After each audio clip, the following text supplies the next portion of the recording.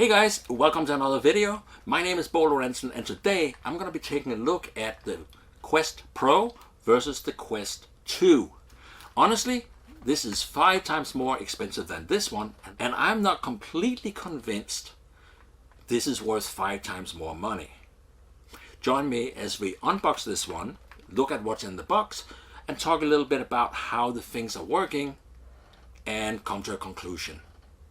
Normally I like to talk about sailing, but today we're going to take a look at something really related, being I usually photograph in virtual reality video, and Metaverse or Facebook has just released their new Quest Pro. It comes in this fairly discreet box and your neighbors will not know what kind of toys you're getting.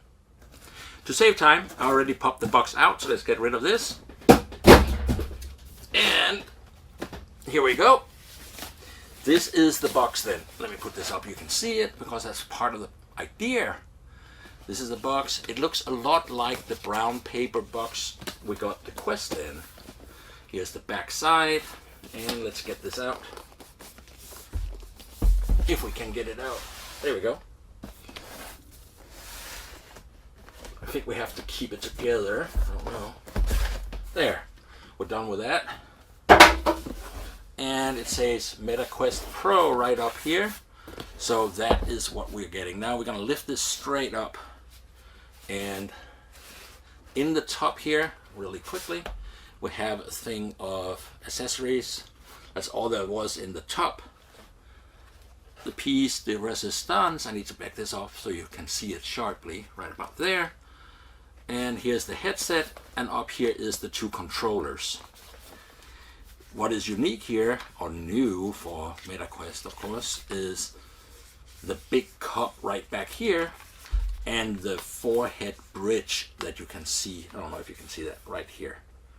I need to stop putting my fingers in front of what I want to show you. And we don't need this, and we won't be needing that either. So I can go over here. So now when you turn this around, you're really gonna see these 2 enormous lenses. These lenses are huge. So that's the pancake lens, and the display is right behind it. You can see how thick this is. This is the arch, so the display doesn't come out here. So you're looking at about a couple of fingers worth of the entire package. Now, down here, to change your interpupillar distance, you simply slide this, so you push or pull. But it feels like you're not actually moving the display, you're just moving the lenses. Or maybe the display writes with the lenses, I don't know. And up here it said you can change the distance to the lenses. There's a little dial on top of the headset. When you dial this, what you actually do is change the forehead pillow. So you change the pillow, and you're gonna need to adjust on the back side also to compensate for having changed this distance. Otherwise your head gets really pinched. Don't ask how I know. Okay, so that is the headset. We're gonna come back to this. With the headset comes the new controllers. Here they are. I'm gonna pull these papers off. I don't think they do anything for me anymore. There you go. What is so different here is it does not have, and I have, the Quest 2 controller is right here. You can see the button layout is essentially the same, but the Quest 2 controller had a series of infrared LEDs in this ring that the headset was seeing, and so the headset would see these LEDs and know where it was and how you turned it. What is different here, and you can see that how it works, you've got a camera up here, you got a camera here, and you got a camera here. What works really different is when you pick it up, you have your headset on, it appears that it sees the headset, but it'll be somewhere over there till you move it around a little bit, and boom, then it will get to the correct spot.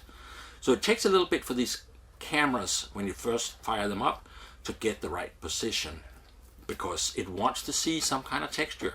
Your table, painting on the wall, graffiti, whatever. Some texture to grip onto. So we have 2 of these. Headset. We need to unload this box. We have got these 2 controllers. And here, under this little top, we have the charging station. And some cardboard on the bottom. I have no idea why there's cardboard, but there's. Okay, so when you put the controllers down in it, notice how it has a flat spot right here. That is because the controllers are magnetic. So they go together, click, and then they hold themselves onto those little dots. So you're going to see this one here, it's going to come on there. And that was one thing I found out, because I put this and I didn't get them on. You actually got to wait until it goes dung, and it tells you it's connected, and you see the little charging light coming on up on the corner here. So once it comes on, you know you're good. I'm not a big fan of this solution because you can put them down and find next morning that this is not charged. I wish they would have simply put a USB-C port and we could have plugged a regular cable in and then just 2 USB-C plugs sticking up here. But that's just me. I would have liked that better. Rid of the box now. That comes over here. So we get one more accessory. This is the side light blinders. You know, like blinders on a horse, on a carriage.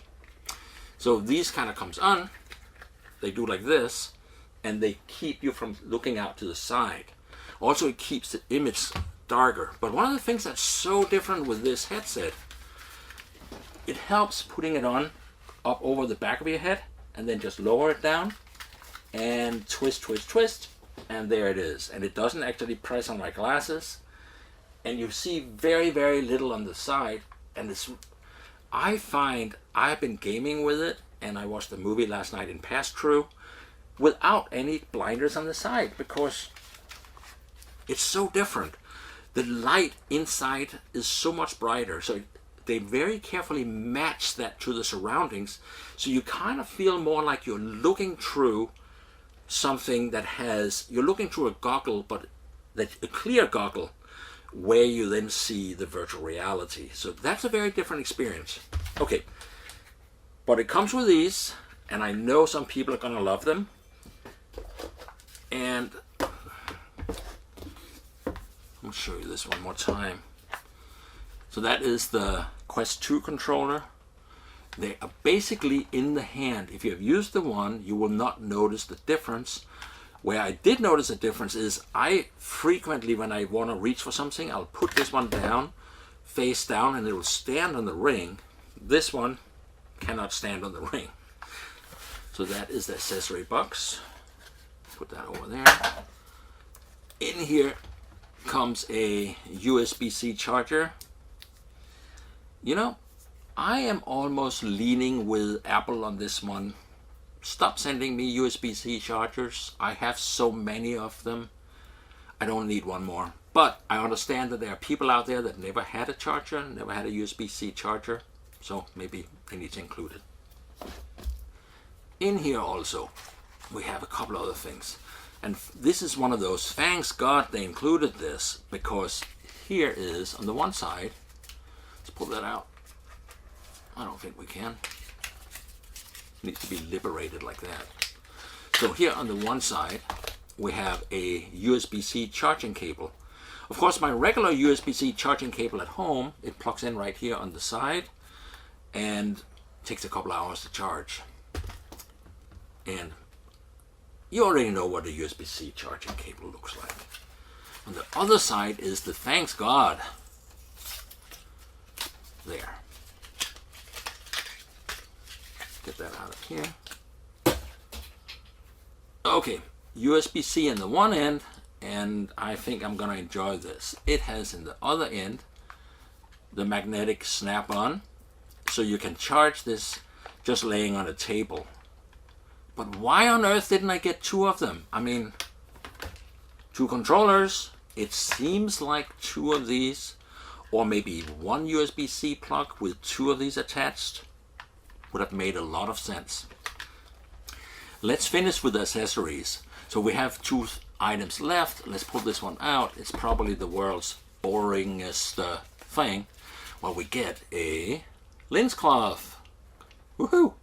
We notice everything that has a lens comes with one of these things. They're good microfiber cloth. We're going to use it for something. On the other side is, of course, the mandatory, obligatory, I think is the word, disclaimers. And I don't know what they say, but Meta Quest Pro, I bet, without having read this, it probably says, do not wear this in the bathtub. Do not microwave it. What about the bathtub?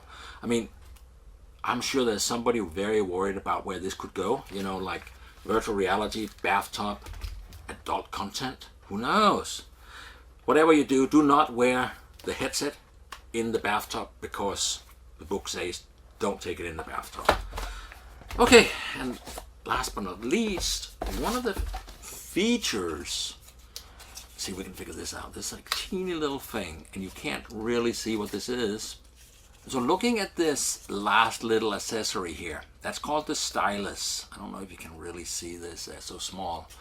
Basically that comes out, and the idea here is you can yank out, you can remove the hand strap from the bottom of this, and instead you can put in this little stylus point so that you can use this to write on a surface, on a piece of paper. It doesn't write, but you can record that writing in your CAD program. So you can connect your real world with your CAD app. That was a quick run through of the components in the box. If we take a look at the headset, by the way, it's about 750 grams, and you have the battery back in the backside here. Some more black tape, and more black tape. Man, there's black tape everywhere on this thing. Can get rid of that. And there you have it. So you basically, I would say, you cup that to the back head, and then you drop this down. This is very comfortable to use with glasses. And let me turn this so you can see it. Up here, you are having two, sorry, it's too close. There, you can see two cameras here. That probably is what is creating your pass-through video. Then on the side here, you have navigation camera, and a couple more navigation cameras so that orient the headset in its space. One thing I noticed is this headset is much better than the Q2 or the Quest 2. At when I come back to an area I've been in before, it's remembering more locations better, because my Quest, if I use it in one area and go to another area, it will ask me to create the space again. This one seemed to remember it. That's kind of nice. Let's look at the strap system here. On the Quest, it pivots like this, and this is with the Elite Deluxe extra battery in the back. That gives me quite a lot of time. I've never managed to wear this battery out, but then I'm also not a 4 or 5 hour kind of gamer. This one you stick on like this, then you lower this down behind your head. You lower it down. Like the main way this headset stays in place is pushing in on your face and kind of riding on this strap.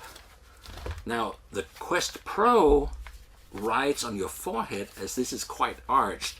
So this place comes down on your forehead, and then this is actually pulling from below up on the back of your head to hold it in place. And one big difference I noticed, this one here stays in place a lot better when playing Supernatural, you know, like the workout app or Beat Saber, stuff where you move a lot and you start sweating. This one here kind of is balanced enough, it stays in place.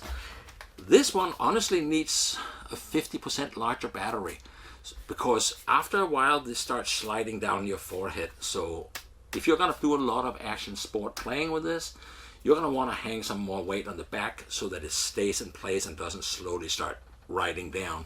Because it's funny when it rides on your nose, it does not feel good.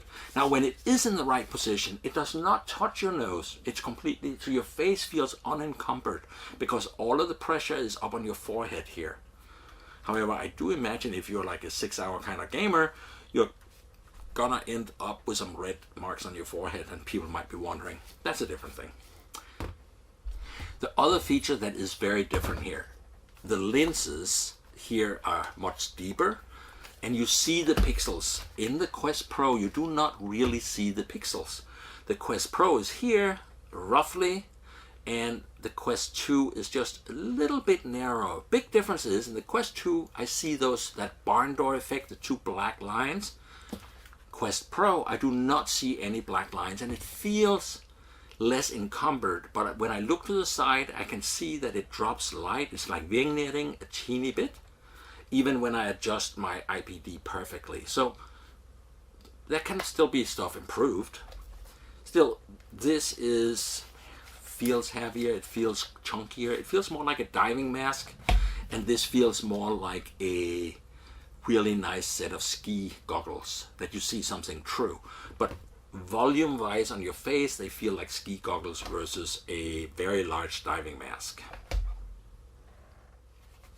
We're all familiar with the battery life on this. I've never managed to run it out in spite of I watched The Martian in 3D on Vudu with it.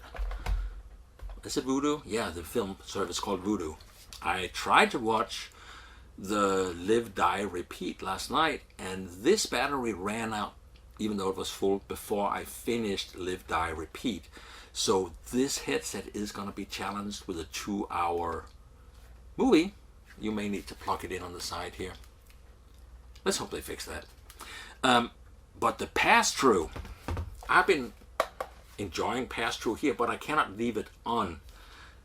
On this one here, you go into where it shows you the battery and Wi-Fi, click on that, and you click on mask for pass-through, and now you're in the room where you are enjoying it. Like I was sitting here watching a movie, head over to the fridge, grab a soda and some snacks. And I left this on. It was not a problem. I could just walk around. I can walk up. Somebody knocked on the door and said, come on in, I've got beers. So that is interesting. You can actually walk around and you can see your world. One thing that's really annoyed Zuckerberg, please, for the love of God, I do not want to see that thing come right in the middle of my face that tells me to go back to my game area. I know I walked out. I want to have clear vision when I'm walking around instead of that thing in my face. Take that out, please. I love what you did here, but let's get rid of that. I really love the pass-through. It is fussy. It's not sharp. So you should not expect to read the newspaper. But what I did find was when I turned down the brightness of my phone, I was actually able to read my phone in pass-through by simply holding it up. So I'll just pause my movie, look at it, and I can see who is calling me and say hello and speak in speakerphone mode to it. And that worked perfectly fine. I can read my handwriting on a piece of paper, but I gotta write kind of large. So imagine you treat a normal notepad like it was this big. Then you can read it and write on it. If you want to make a note, so you can absolutely do that. Which of course brings us to a place they want to go with this, is they want us to start using it as a computing display and use the desktop app in here so that you can see windows from your laptop or from your computer in front of you, and you can like move them around and put them where you want them to be. This display has enough clarity that it's very comfortable. You can use the browser, you can go to your email client through the browser, works fine. And there's a lot of other people who has done some very amazing in-depth reviews of that. So I'm just gonna jump over all the technical stuff, because I think the real question is, should you go run out and buy one of these? And I think maybe is the answer, and maybe not. First of all, Meta specifically said this is a developer product, so they don't really expect most gamers to run out and buy one. Also, this is $300. This is $1,500. That's a big difference. So this is roughly 5 times more expensive, and you only get maybe 10% more resolution. Okay, the displays are much nicer, but you don't get a lot more resolution, actual resolution. It does feel faster, and I think some of the stuff that people are not really thinking about is they're doing foveated rendering, and they're saving a lot of processor work that they did in this one has been put on separate processors or chips. So because of that, it actually feels a lot faster, and that is worth something. And then you get the eye tracking, the mouth tracking, and also the extremities tracking. So you're getting some new features, but most games out there and most apps do not actually take advantage of any of these features yet.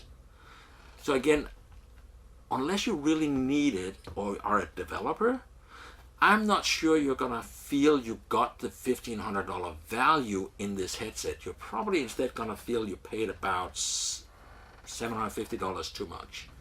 But it is easily worth it in terms of there's more cutting edge technology in here than there has been in any consumer, easily obtainable consumer headset, short of maybe a HoloLens or something like that, like high-end headsets, but those are still $5,000, so forget about those.